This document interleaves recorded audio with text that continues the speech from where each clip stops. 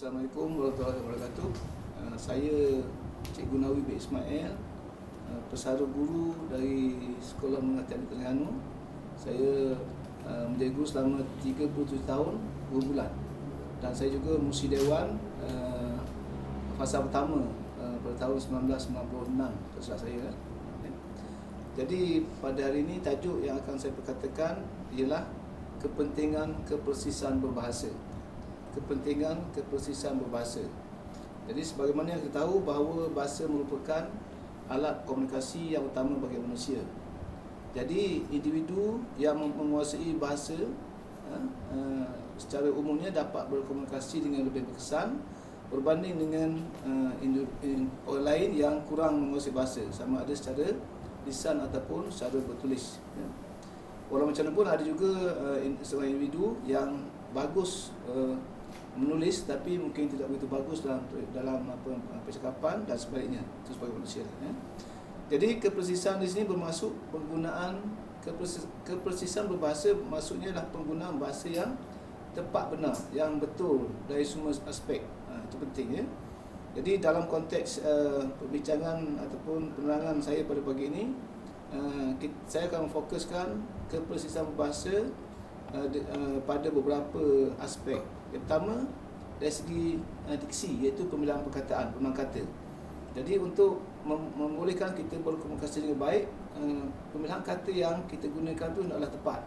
Sebagai contohnya, kalau kita kata kapal terbang itu berhenti di stesen-nya, tentulah tidak sesuai, kerana untuk kapal terbang ni kita mesti menggunakan mendarat ataupun kalau stesen tu mungkin di lapangan di kapal terbang. Jadi itu antara perkara yang kesilapan penggunaan diksi ini boleh menyebabkan komunikasi kita tersasar ataupun tidak tepat. Itu pertama. Yang kedua, dari segi penggunaan imbuhan. Jadi banyak imbuhan yang kita gunakan oleh pengguna kadang-kadang tidak tepat, jadi menyebabkan komunikasinya tidak begitu sukar dipahami ataupun tidak mencapai matlamatnya. Nampak mudah imbuhan tadi, mekan, mei, ber, dan sebagainya, itu penting. Jadi untuk memastikan kita ni bercakap dengan baik ataupun untuk menggunakan kepersisan berbahasa tadi, penggunaan imbuhan itu penting. Seterusnya, yang lain antara perkara yang kita berfokuskan adalah penggunaan kata hubung. Bagaimana kata hubung apa yang kita gunakan, dan, sambil ataupun tapi dan sebagainya bergantung pada konteks. Begitu juga dengan kata senama. Itu antara perkara yang kita perlu fokuskan, ya. Selain itu, aspek lain misalnya binaan frasa. Dalam kita mempelajari tata bahasa Melayu, kita ada beberapa aspek tata bahasa yang selalu mengelirukan. Contohnya, keliru kerana kita tidak ikut pada peraturan dan kita lebih ikut pada kebiasaan. Contohnya penggunaan misalnya plastik bag. Kalau kita pergi ke kedai 7-Eleven misalnya, kita tanya nak plastik bag tak? Itu salah, bag plastik sebab kita ada bag kertas, bag kulit dan sebagainya. Polis inspektor, sepatutnya inspektor polis. Ini antara perkara yang kita perlu beri fokus dalam percakapan, ya. Kemudian itu dari segi antara perkara yang kita perlu titik beratkan dari segi tata bahasa. Kemudian kita tahu bahasa Melayu ni kita ada slogan, ya. Kita selalu dengar slogan bahasa jurubangsa. Maknanya penggunaan bahasa kita, penggunaan bahasa seorang itu melambangkan bangsa. Jadi itu dikatakan bahasa jurubangsa, ya. Jadi bahasa itu lambang bangsa. Jadi bahasa Melayu ni terkenal dengan pengguna bahasa Melayu ni sinonim dengan kesantunan masyarakat penuturnya. Sebab itulah dalam bahasa Melayu ada kiasan, ada pantun, ada peribahasa, ada ragam bahasa dan sebagainya. Ragam bahasa misalnya bahasa berulang, bahasa terbalik, dan mungkin generasi baru sekarang ni tidak begitu faham tentang penggunaan ragam bahasa yang banyak dalam bahasa Melayu ni. Kalau masyarakat zaman dahulu, saya rasa lebih berkesan, ada serangkaian perkataan yang ataupun nasihat yang diberi oleh orang tua kita lebih berkesan dengan menggunakan bahasa terbalik. Misalnya, saya sendiri pernah berhadapan dengan situasi apabila datuk saya, kita balik pergi main bola, dia dipastikan balik selalu maghrib. Jadi kalau kita balik tu maghrib sudah azan sudah kedengaran misalnya, dia perlahan je, dia tak betul, dia kata kenapa balik awal sangat, pergi main lagi, awal lagi ni baru bang habis. Kita pun kalau betul banyak kita rasa bosan, tapi dengan ayat yang pendek itu kesannya mendalam. Itu antara perkara yang tidak lagi diberi perhatian oleh generasi baru kerana mereka tak tahu macam ni. Kemudian satu lagi, kadang-kadang kita tengok ada pengguna menggunakan pantun dalam perbualan. Dalam perbualan private sekolah juga ada juga yang menggunakan pantun dalam penutupan kalangan. Misalnya apabila mereka menulis kalangan yang bentuk ucapan dan juga pidato sebagainya. Tetapi kadang-kadang oleh sebab kemahiran menggunakan pantun itu tidak dipelajari, tidak dikuasai, pantun yang digunakan itu kadang-kadang janggal. Ini berlaku terutama kalau seseorang yang jarang menggunakan pantun dalam menjadi pengurusi majlis atau benda ucapan, pantun yang digunakan itu kadang dia tergantung ataupun tidak begitu sesuai, bahkan nampak sangat mengada-ngada penggunaannya. Ini penting. Jadi nak guna pantun, nak guna peribahasa, nak guna cara kata dan sebagainya mesti ada ilmunya. Okay. Kemudian yang lebih penting ialah dari segi yang saya nampak dalam Butir Bahasa Melayu ni, selain kita tadi saya tengok aspek tata bahasa, yang selain itu kita juga tengok aspek dari segi kejituan, dari segi ketepatan dan dari segi keberkesanan perkara yang tulis atau diucapkan tu. Sebab saya banyak kali juga diminta untuk menulis, menyemak laporan, menyemak kertas kerja, atau kadang-kadang ada juga yang minta kita menyemak tesis untuk tengok bahasa saja. Jadi arahan yang diberikan oleh mereka kepada saya senang saja. Tolong tengok ejaan ataupun ayat kalau ada yang salah. Jadi nampak tu ringan. Tapi apa kita baca perkara itu, laporan tu, bukan masalah bahasa dari segi ayat ataupun ejaan ataupun tanda baca sebagainya. Tapi masalah besar mesej dalam tu perkara yang nak sampaikan tu tidak difahami. Itu satu perkara besar. Jadi inilah yang kita perlu beri perhatian. Jadi daripada kita fokus pada tata bahasa itu, ini perkara penting dulu. Maksudnya perkara yang nak sampaikan itu kita tak faham, tak faham kakak. Dan kalau kita tanya mereka balik pun apa maksud sebenarnya, kadang-kadang mereka juga kabur memberi jawapan. Itu masalah apabila kita tidak dapat menggunakan bahasa dengan baik. Jadi di sini nampak tak? Dan kita nampak bahawa kepentingan kita ataupun fokus kita pada tata bahasa itu mudah kita ubah. Ejaan salah kita boleh betulkan, ayat salah kita betulkan, tetapi mesej yang nak sampaikan, mesej penulis ataupun penutur itu kadang-kadang tidak dapat difahami oleh kumpulan sasaran kerana mereka lemah dari segi bahasa yang digunakan. Itu penting.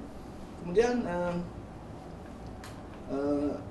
kadang-kadang juga oleh sebab ilmu bahasa ataupun oleh sebab mungkin kurangnya pendedahan kepada kepentingan bahasa tadi, ada juga kadang-kadang dalam situasi rasmi terdapat setengah golongan yang menggunakan dialek. Jadi saya rasa ini pun satu perkara yang patut diberi perhatian, patut difahami. Kita boleh guna dialek, tapi bila?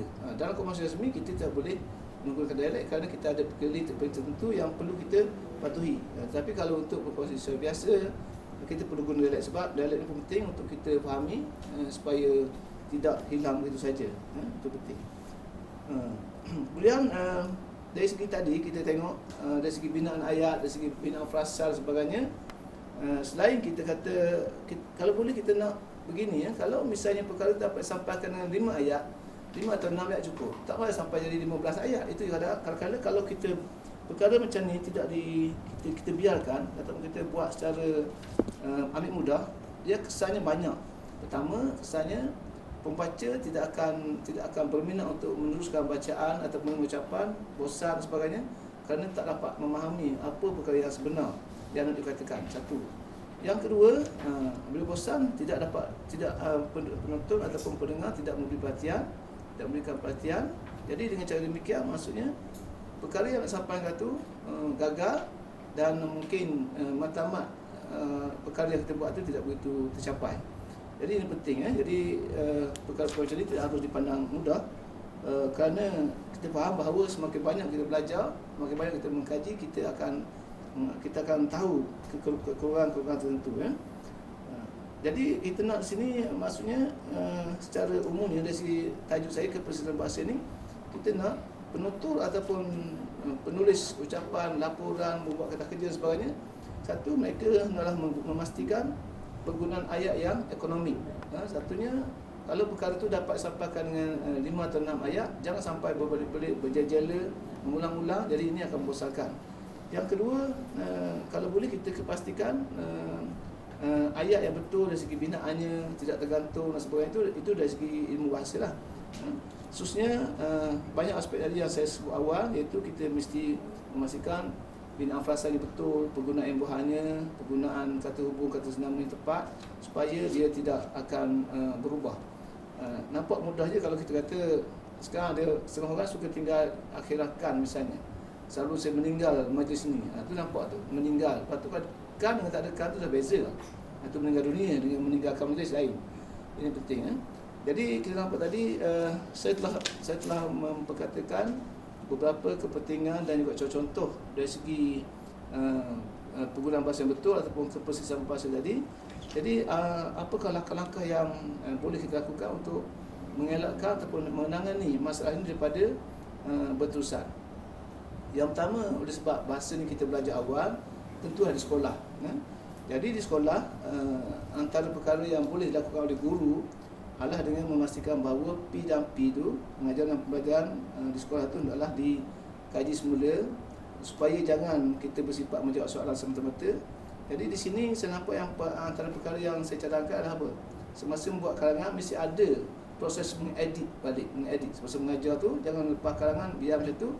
Kita cuba ambil satu perenggan, kita boleh edit untuk memastikan bahawa adakah wajar perkara ni nak sampaikan dengan 15 ayat. Boleh kita ringkaskan dan kita tengok beberapa kali. InsyaAllah kalau kita buat macam tu, akhir sekali pelajar akan tahu bahawa perlunya proses mengedit sebagai satu daripada aktiviti P dan P di sekolah. Itu yang pertama ya. Yang kedua, kita mengendalikan mesyuarat dan sebagainya, kita naklah juga melihat sama ada perkara kita buat tu betul ataupun tidak. Jadi kita mungkin tanya pada rakan-rakan itu supaya tengok kalau perkara tu boleh cepat kita cepatkan. Sebab kesannya macam ni, kalau kita tidak dapat menggunakan bahasa yang betul ataupun tak faham, kita guna sebagai agak-agak saja, mesyuarat tu akan menjadi mungkin satu ancaman kepada pendengar. Dia rasa bila nak habis, susah nak habis ya. Itu satu perkara juga, ini berkaitan dengan bahasa juga ya. Jadi yang walaupun pun kegagalan kita menggunakan bahasa yang betul ini akan memungkinkan perkara yang nak sampaikan tu tersasar ataupun tidak capai sewajarnya. Itu satu, dari segi sekolah perkara ini nak dibuat awal. Kalau pelajar dilatih begini, saya rasa sedikit sebanyak kelemahan itu dapat diatasi. Kemudian selain itu, untuk guru-guru dan juga pegawai-pegawai atau kaki tangan juga, seperti yang dibuat oleh Dewan Bahasa sekarang ni, iaitu kursus-kursus tata bahasa ataupun pendataan tata bahasa perlu diadakan dari semasa ke semasa. Satu, dan ini saya nampak ada seorang tu buat. Selain itu, kursus-kursus berkaitan dengan penulisan, pengeditan dan lain ini perlu diadakan juga, supaya jika ada mana-mana individu yang agak lemah dalam perkara ini, mereka dapat menanganinya supaya tidak menjadi tabiat. Dan ini penting, bila setelah menjadi tabiat susah nak atasi ya. Kemudian dengan adanya perbincangan-perbincangan yang saya masukkan tadi, misalnya kursus, bengkel ataupun seminar dan sebagainya, kita juga akan dapat melihat kita dapat menangani kelemahan masing-masing. Kerana sekarang ni kita tengok apabila kita bercakap mengenai bahasa, kita tengok ada dua keadaan. Satu, ada segelintir pengguna menggunakan peraturan yang ada dalam buku dalam kamus sebagainya, mereka ikut. Tapi banyaknya mereka menggunakan bahasa mengikut penggunaan orang ramai. Kalau kita tanya kenapa guna ni, orang semua guna macam ni. Jadi itu masalah besar. Dia ikut orang, ataupun orang kata boleh. Jadi ini antara perkara yang menyebabkan kita terpaksa menggunakan bahasa secara bahasa rojak dan sebagainya, kerana kita tidak mahu merujuk pada buku-buku. Bila ada masalah, tanya orang. Jadi A kata boleh, B kata boleh, pakai boleh terus. Jadi walaupun perkara itu tak boleh.